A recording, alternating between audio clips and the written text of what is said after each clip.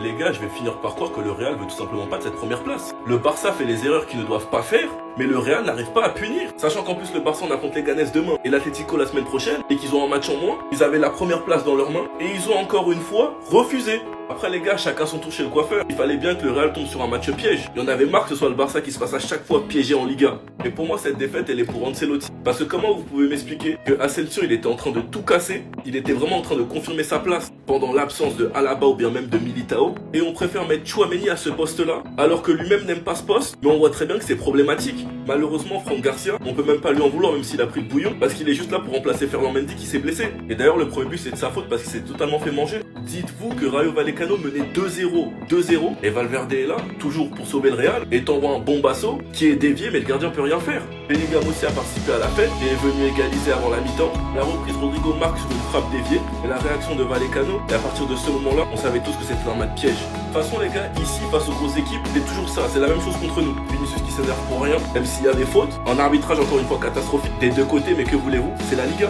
Enfin bref, sinon vous les gars, vous en pensez quoi? Enfin nous, c'est n'importe quoi ensemble. Non, c'est bon. Ça y est, j'ai compris.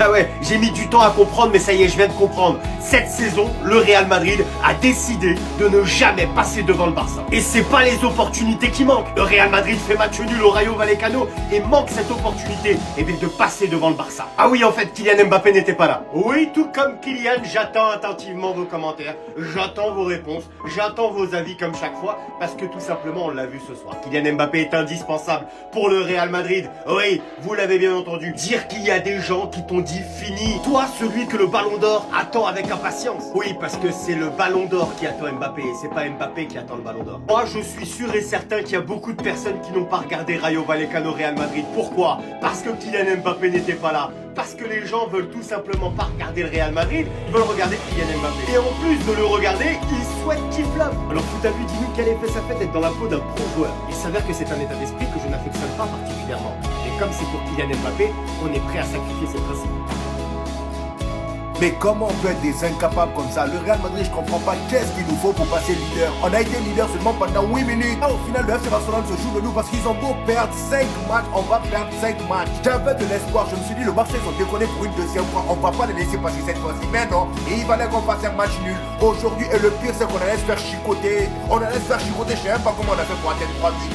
Façon dont on jouait, je sais même pas comment on a fait pour marquer 3 buts dans ce match. On jouait aujourd'hui contre le Rayo Vallecano, mais j'avais l'impression que c'était nous, Rayo Vallecano. Façon dont on jouait timidement. Au premier mi-temps, on se faisait balader de partout. Offensivement, c'était le délire. On n'arrivait même pas à rentrer dans leur surface. Moi, ce qui me fait mal, c'est qu'en début de saison, on était tous là à tomber sur Kylian Mbappé. Ah, c'est lui le problème. Ah, depuis que Kylian Mbappé est arrivé, rien ne va au Real Madrid. Mais là, aujourd'hui, on a vu que c'était pas lui le problème. Aujourd'hui, on a vu que c'était pas lui le problème. Il n'a pas été là. Regardez comment on jouait. L'effectif. Franchement les gars, comment vous jouez même parfois? Et vous avez remarqué, ça fait un moment que je porte plus mon maillot du Real Madrid parce que je me suis dit que je le porterai que le jour où le Real Madrid passera premier. Aujourd'hui je l'avais dégainé, je l'ai porté pendant les 8 minutes où le Real Madrid était passé leader, après je l'ai enlevé.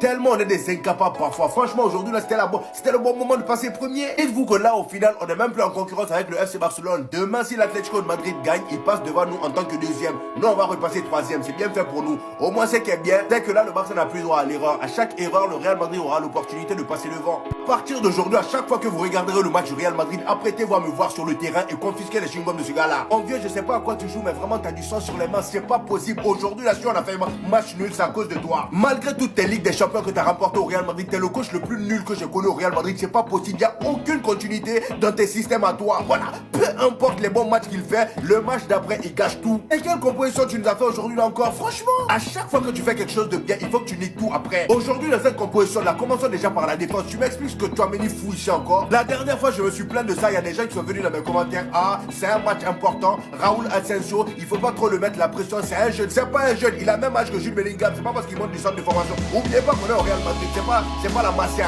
où les jeunes qui montent des centres de formation, ils ont 12 ans. Non, nous c'est les vieux qui montent du centre de formation. C'est pas un enfant, de quelle pression vous parlez? Pourquoi il n'a pas bien Asensio? Le gars depuis qu'il est monté au Real Madrid, il fait que des bons matchs. Le gars il fait ses trucs aléatoires, après c'est lui qui part voir sur le terrain, arrêtez tranquille, comme s'il n'était même pas un stress en train de croquer son chewing-gum. Il m'énerve. Moi je commence à en avoir marre parce que tout est aléatoire avec lui, je comprends même pas où il va. Chaque match il y a de nouveaux trucs avec lui. Il changera jamais. Regardez bien. Par-dessus, il nous met dans la merde. Recevoir ce carton jaune là, moins de 10 minutes après ton entrée, Vinicius. C'était censé arranger les choses. Suspendu prochain match. Alors qu'on a besoin de toi. Qu'on n'est pas dans notre meilleure forme en championnat. Maintenant, il sera en vacances avant tout le monde, avant la fin de l'année. Maintenant que tu vas revoir ça à froid et non pas à chaud comme tu l'étais dans cette action. Tu penses qu'on avait besoin de ça? Faut faire la part des choses. Sur l'action concernée, il y avait faute. À la 80e, un éventuel penalty pouvait être sifflé, ça n'a même pas été vu à la VAR. Mais dans tous les cas, ça ne va rien t'apporter. Réagir de cette manière aussi violente envers cet arbitre qui va se sentir agressé, en plus du fait que tu n'es même pas le capitaine de ton équipe, sachant qu'il n'y a plus droit cette saison en Liga, tu fais tout de travers, tu ne veux pas changer et t'en as pas conscience. Et je suis pourtant le mec qui a le plus défendu ce joueur sur cette application. Au bout d'un moment, je finis par croire que tu fais exprès. Tu nous mets littéralement dans la merde plus qu'on l'est. On l'est déjà. On n'en a pas besoin de plus, tu nous en rajoutes. Au bout d'un moment, quand Bellingham il se met dans ce genre d'état, vous voulez faire quoi? Vous allez lui en vouloir? À lui qui se déchire, qui essaie littéralement de faire tout sur le terrain. Il voit que son coéquipier part se plaindre d'une manière aussi violente et être suspendu le prochain match. Ça me fait serrer en fait. Ça me fait serrer et je le comprends. Genre d'action inutile. Inutile. On ne voit jamais un contre but. Tout ça c'est de ta faute. Certaines choses ne marchent pas et tu continues avec, tu t'obstines. Il a une moyenne de nous coûter un but par match et c'est le minimum. Il a jamais eu sa place en tant que latéral. On a vu Valverde beaucoup plus serein défensivement à son poste cette saison. Pourquoi il joue plus aux côtés de Rudiger? Il a enchaîné les clean sheets. Quelle image tu lui donnes maintenant? Lui qui était littéralement épanoui. Voilà l'image que lui a envoyée maintenant. On avait personne, donc on s'est servi de toi. Donc là, il ne mérite pas d'être en concurrence avec Tchouaméni. Bien que tout ça là, tous ces critères, ces défauts physiques nous auront empêché de subir autant. Donc essaie 3 buts. On a marqué en 3, on a marqué 3 buts.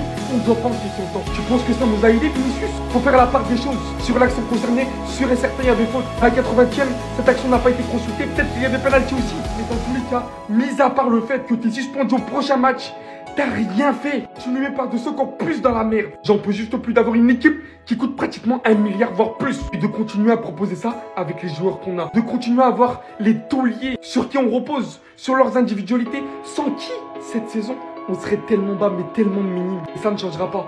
Le temps qui sera là cette saison, j'en ai juste marre.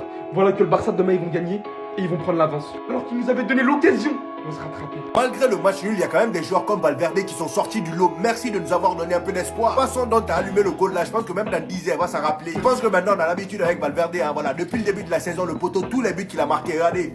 En dehors de la surface, il se casse plus la tête à rentrer dans la surface, ça sert à quoi? Jude Bellingham aujourd'hui encore une fois qui continue sur sa lancée. Je pense que là ça fait désormais 6 ou 7 matchs d'affilée où il enchaîne des buts. Regardez, depuis le match face à Leganés, il n'y a que face à Liverpool où il n'a pas marqué. Sinon à chaque fois c'est un but. Et franchement moi ce qui me plaît sur Jude Bellingham, c'est que dans tous les matchs importants, il a toujours répondu présent. Même les matchs où il marquait pas, il se donnait toujours à 100%. Et je suis prêt à le dire haut et fort, Jude Bellingham a le potentiel pour être meilleur milieu all-time. Je le dis. Et Rodrigo aussi qui nous lâche aujourd'hui un magnifique but, ça fait plaisir les amis parce qu'en première mi-temps, c'était l'un des seuls qui sortait du lot. Ça m'a fait plaisir de le voir être récompensé par ce but. Et en plus de ça, le gars nous a dégainé une nouvelle célébration. Voilà, il fait ça. Maintenant, c'est normal, tout le monde au Real Madrid a sa célébration sauf lui. Ceci dit, parlons maintenant de cette faute de Rudiger qui a pas été sifflée. Voilà, pour moi, il y avait faute. Parce qu'on se rappelle tous de cette action d'Hendrick. Voilà, tout le monde a crié, oh le génie, franchement, il est trop chaud, nani, Anna. Aujourd'hui, c'était la même chose. Mais heureusement pour nous, l'arbitre a décidé de fermer les yeux là-dessus. Et ça fait un moment que Rudiger il fait ce genre d'action là sans que le faute soit sifflé. J'ai dit ça, je dis rien.